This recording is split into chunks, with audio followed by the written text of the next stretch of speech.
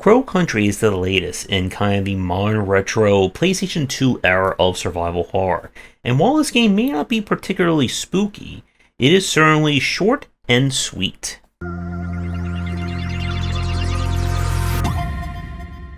Crow Country takes us back to the 90s in more ways than one. We play as Mara Forrest, who has come to the abandoned amusement park Crow Country to find the owner and their daughter, who has gone missing. The park has long since closed, and there's a lot of blood and ammo mysteriously around. But when strange things begin to happen, we must once again enter the world of survival horror in order to save the day.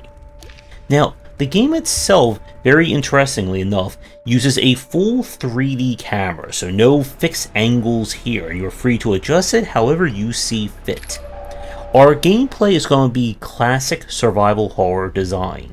The park will be somewhat open at the beginning, but you will need to explore, solve puzzles, collect MacGuffins and clues. That will open up more of the place and get you one step closer to figuring out just what is going on.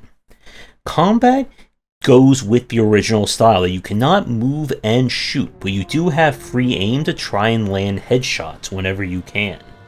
And the puzzle design here, I would say, is on the moderate to maybe moderately easy side for the most part. This is not going to be reaching Silent Hill levels of brain meltiness. As for our general enemies, there are a decent variety of them in various shapes of what the heck is that?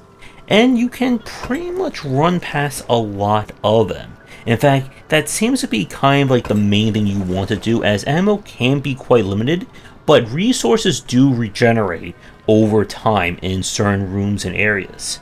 Speaking of, the game does have a habit that as you get further in, enemies will repopulate areas, new traps will appear, and you will have to always keep an eye out when you return to a previously visited point.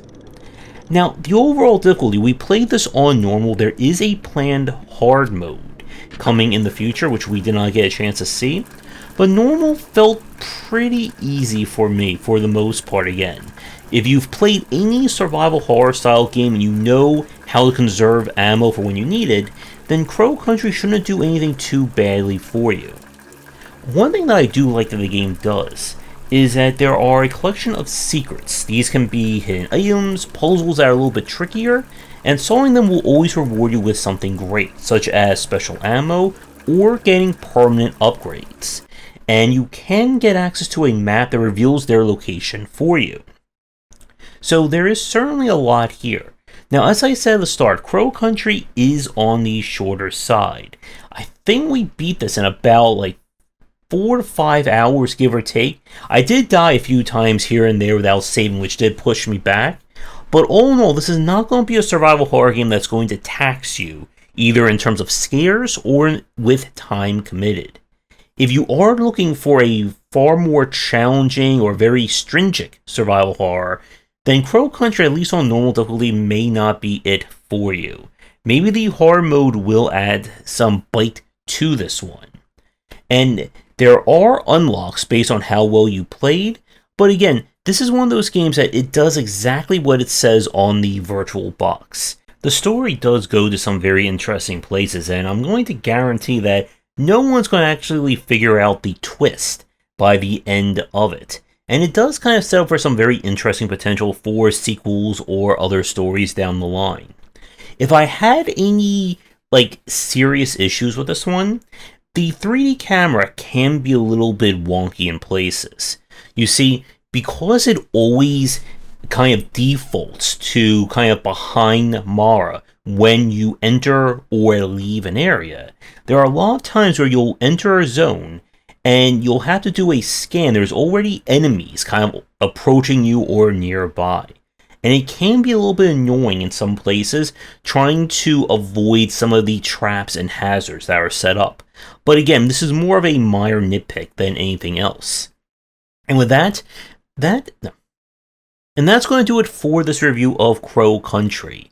So if you're looking for a very solid survival horror game, one that's not going to tax you too much in terms of difficulty or time, then definitely check this one out.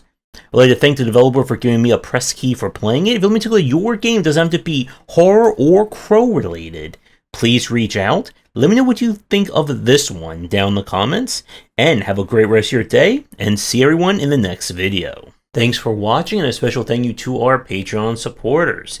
If you enjoyed the video, do the YouTubing stuff, be sure to visit our Discord and Patreon, and you're interested in more in my thoughts on design, check out my game design books.